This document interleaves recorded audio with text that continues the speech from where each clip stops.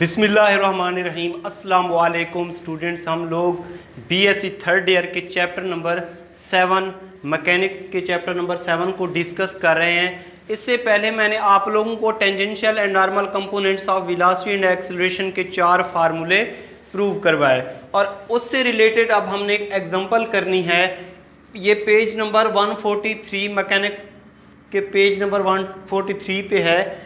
Most important example है जो paper में कई दफ़ा आ चुकी है। इसमें कहता है ए particle is moving along a parabola. एक पार्टिकल है जो पैराबोला की शक्ल में मूव कर रहा है, जिसकी इक्वेशन है x square is equal to 4ay। तो इसमें कहता है विद कांस्टेंट स्पीड। कहता है determine tangential and normal component of acceleration when it's reach point abscissa 5√a। अब ये स्टेटमेंट आप लोगों ने पढ़ ली, इसकी कुछ भी समझ नहीं आया कि ये क्या कह रहा है। इसमें कह रहा है बच्चों कि इक्वेशन ऑफ पैराबोला दी हुई है, एक पैराबोला की शक्ल में एक पार्टिकल मूव कर रहा है। तो इक्वेशन जो दी हुई है उसको हम इधर लिख रहे हैं x square is equal to क्या है 4ay। अगर इसमें से मैं y निकाल लूँ तो वो क्या हो जाएगा एक्स स्क्वायर ओवर 4a। इसको नाम दे दे इक्वेशन 1। ठीक है। इसमें कहता है विद कांस्टेंट स्पीड। स्पीड क्या है इसकी? कांस्टेंट है, जिससे मूव कर रहा है, मतलब उसमें कोई कमी बेशी नहीं है, मतलब कांस्टेंट स्पीड से मूव कर रहा है। तो यहाँ पे लिख सकते हैं कि कांस्टेंट स्पीड। तो स्पीड जो है इसकी वो क्या है? कांस्टेंट। कांस्टेंट को यहाँ पे मैं लिख रहा हूँ किसके इक्वल है? c के इक्वल है या k के इक्वल है या कोई भी आप लोग दे सकते हैं। Determine tangential and normal component of acceleration. वो कहता है कि टेंजेंशियल कंपोनेंट ऑफ एक्सेलरेशन मालूम करें और नॉर्मल कंपोनेंट ऑफ एक्सेलरेशन मालूम करें। तो बच्चों tangential and normal component of acceleration मालूम करने के लिए आप लोगों को इन दोनों के फार्मूले याद होने चाहिए।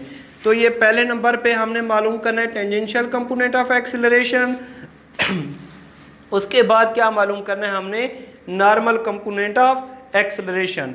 तो वी नो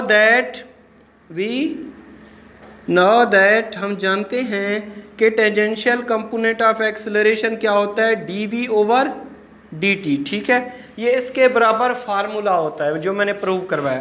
तो अब क्या करेंगे? d ओवर dt जो v किसके बराबर दिया और यहाँ पे c के इक्वल, कांस्टेंट के इक्वल दिया हुआ है। तो इसका जो टेंजेंशियल कंपोनेंट होगा वो किसके इक्वल हो जाएगा?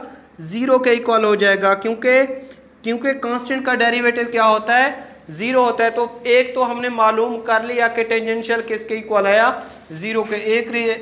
एक इसका रिजल्ट आ गया। उसके बाद हमने मालूम करना है इसमें से नॉर्मल कंपोनेंट ऑफ एक्सेलरेशन। तो वी नो दैट कि नॉर्मल।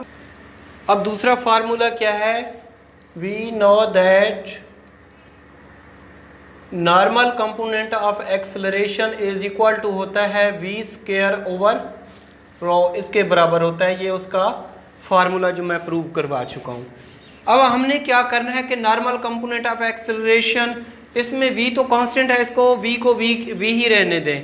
आप लोग सिर्फ ओनली मालूम कर लें इसकी वैल्यू, रो की वैल्यू। अब हमने क्या मालूम करना है? ये मालूम करना है, इसके लिए कैलकुलेशन करनी है।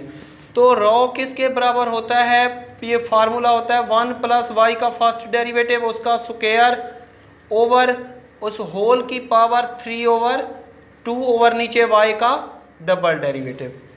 तो अब हमें इस रो को मालूम करने के लिए वाई का फर्स्ट डेरिवेटिव और वाई का सेकंड डेरिवेटिव चाहिए। तो वाई हमारे पास पहले गिवन है इक्वेशन 1। तो इक्वेशन 1 को हम डिफरेंशिएट करेंगे विद रेस्पेक्ट टू x, मतलब 2 बार डिफरेंशिएट करेंगे। Differentiate equation 1 with respect to x।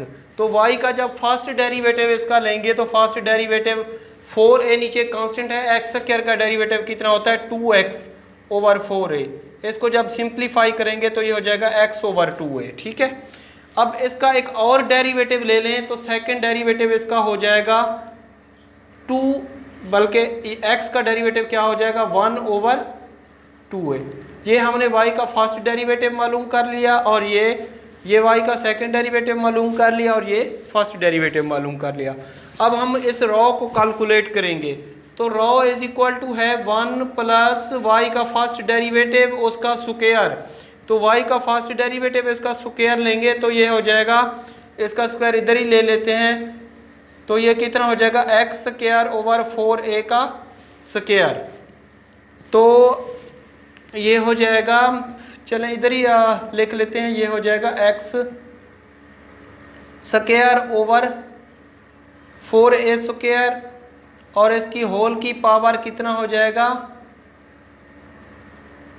3 over 2 over नीचे y का डबल डेरिवेटिव किसके इक्वल है 1 ओवर 2a। ठीक है, अब वो कहता था कि इसमें जब व्हेन इट्स रीच पॉइंट अब्सीसा, ये पॉइंट जो अब्सीसा होता है ये किसके बराबर होता है x के बराबर होता है। ये हमारे पास x की वैल्यू दी हुई है, तो हम यहाँ पे इसके x में पुट कर देंगे, ये हो जाएगा 1 प्लस x, यहाँ पे है x का स्क्वायर, ये x किसके इक्वल है 5 अंडर रूट a। जब x का स्क्वायर लेंगे तो ये हो जाएगा 5a का स्क्वायर, क्योंकि ये उसके ऊपर स्क्वायर रूट कैंसिल आउट हो जाएगी इसकी, तो ये हो जाएगा 5a का स्क्वायर ओवर 4a का स्क्वायर और इसकी 3 ओवर 2 मल्टीप्लाइड बाई ये 1 ओवर 2 है, ये उलट हो जाएगी वैल्यू, यहाँ पे 2a हो जाएगा, ये और ये कैंसिल आउट हो जाएंगे। अब इसका एलसीएम लेंगे यहाँ पे, तो ये हो जाएगा 4 प्लस 5 और नीचे 4 और इसकी भी पावर 3 ओवर 2 और इसकी भी पावर 3 ओवर 2 और यहाँ पे क्या है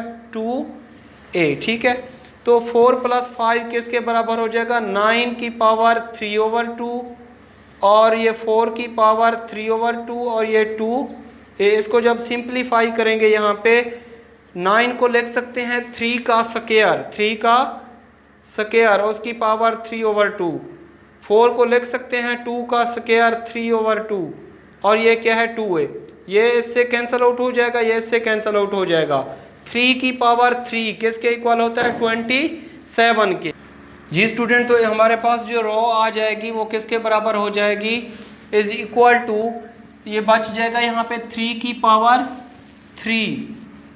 पावर 3, तो ये हो जाएगा 27 और साथ दिया हुआ है a, यहाँ पे बल्कि दिया हुआ है 2a ओवर 2 की पावर 3 8 हो जाएगा यहाँ पे, तो ये 2 से कैंसिल हो जाएगा, यहाँ पे 4 आ जाएगा, रॉ इज इक्वल टू हो जाएगी 27a ओवर 4।